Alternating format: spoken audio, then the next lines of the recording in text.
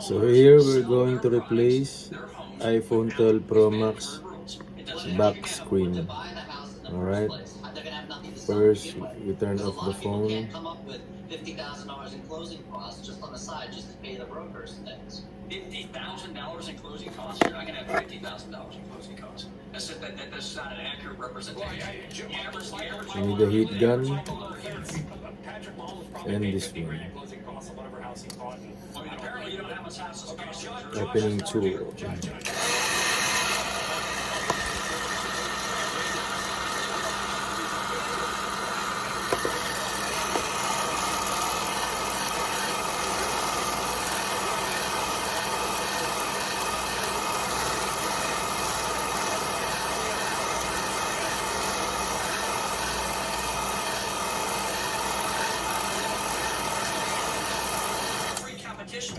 And a buyer will say, do I really want to pay somebody a couple $100,000 when I can find a home on the internet, when I can do videos of the home, when I can do all of that? 72% of the homes, according to the defendant's own data that was entered into the court today, 72% of buyers are finding their homes without a real estate agent.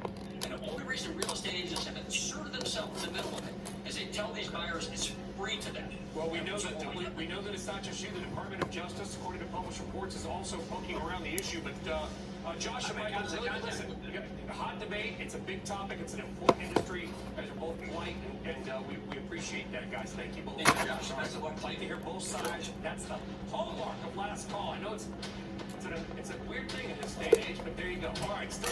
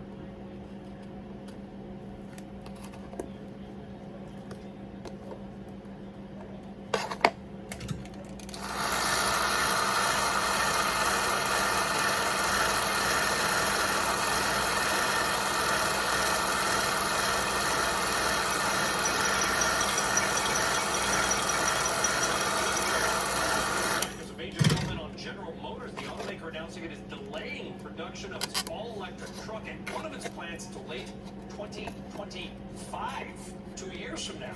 GM says this move would help manage capital investments and maybe tepid EV demand. The truck's originally set to be produced next year.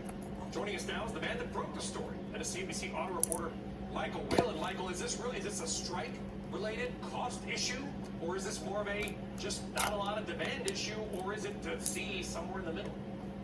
You know, Brian, that was the first question I thought of when we kind of saw this news coming. And the GM is saying that it's not related to the strike right now. But as you know, we talked about, the auto industry is very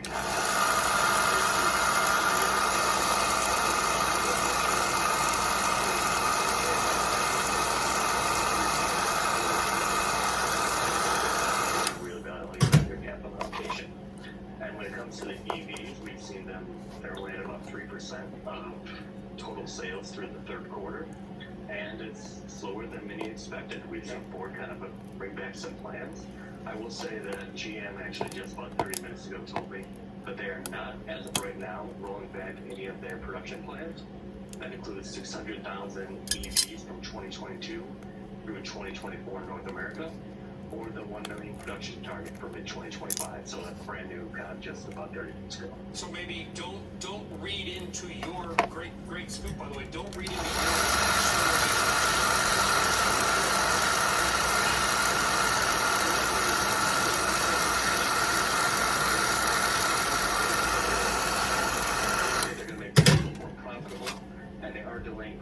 Of the GMC Denali Sierra and the Silverado EV at this particular plant in Metro Detroit. But they are producing these vehicles at another nearby plant called Factory Zero. So we are going to see these trucks on the road, but we won't see as many of them as quickly. And for GM to really hit the targets that they're saying they're going to hit, they are really going to have to increase their production at this one plant, as well as a couple of others. How are they going to? I still read magazines. Car and Driver. I tweeted out a picture like last week. The new Silverado EV next year. I think it's going to be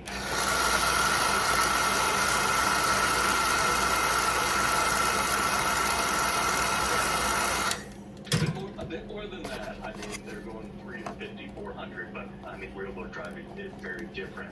Yeah. Okay. So cost more. They do have the Silverado coming out right now, but the work truck version. So we've only seen it kind of come out very slowly. I believe they sold 14 of them in the third quarter, and GM, as we've talked about before, has been very slow in ramping up these vehicles. So yeah, I mean, they're looking at the market, they're looking at their capital expenditure, and they're looking at the technology. The technology is rapidly changing, and the demand has went from a year ago when it was all the buzz, we had wait lists, we had reservations. It is now just kind of trickling out. And I mean, Ford has one supply of this Ford Mustang Mach-E, which we talked about, and the demand just isn't there yet. These vehicles are so expensive, so new, and the technology is changing so quickly. Well, it's a heck of a scoop here. We'll see exactly where it goes. Michael Whalen, been all over it. Mike, thanks very much. We'll get you back. By the way, week 5 of the strike. We'll get you back on soon. All right, coming up, Meet Media's new king, the Casino Sportsbook, an eye-opening report you're going to want to hear next.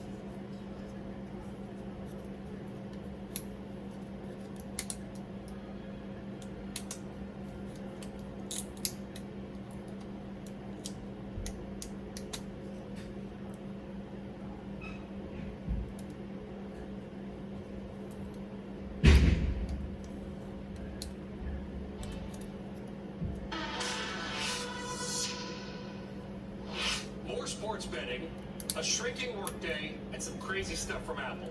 Sounds good to us. But they're also all just predictions from Activate, a leading media and tech consulting firm. And here now to break them all down is Activate Consulting CEO Michael Wolf. Michael, good to have you on last call. I love it. Let's just get through these, okay? One of them is Apple is entry into spatial computing will catalyze the industry. The only question I have about spatial computing is, what is spatial computing? Well, spatial computing is either augmented reality or virtual reality. You have to put on a headset, and you see, basically gives you a 3D version of the world, or imposes a screen on you. The problem is Apple's gotten into it. They won't have their headset out until next year, and we're forecasting only 57 million units that are going to be sold by 2027, which means spatial computing is not going to be enormous. It's more likely spatial is going to be not through headsets, but through other devices and other screens in your lives. All right. The next one is a little bit confusing to me. I mean, it is and it isn't. Okay, so you're arguing that we're multitasking enough. We're on a phone, we're on a computer, whatever it might be, enough to basically equate to a 31 and a half hour day, of 24 to 31 and a half, because we're doing 3 things at once, but yet the actual work day, like whatever we define as just like work-related activity, is down to like under 5.5 hours. How can both be true? Well, people are using technology and media time is crowding into their work lives.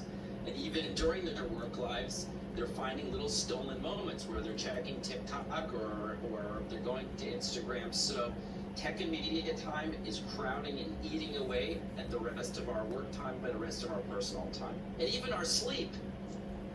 Yeah, and you have the average sleep is now 6 hours and 38 That's it. minutes a night. By the way, when I was doing 5 a.m. show, that's not double what I was actually getting here. And we're just spending, I couldn't believe this, 18 and a half hours engaging with media every day? Well, no, there are 2 types of Thank you for consumers. The watching. average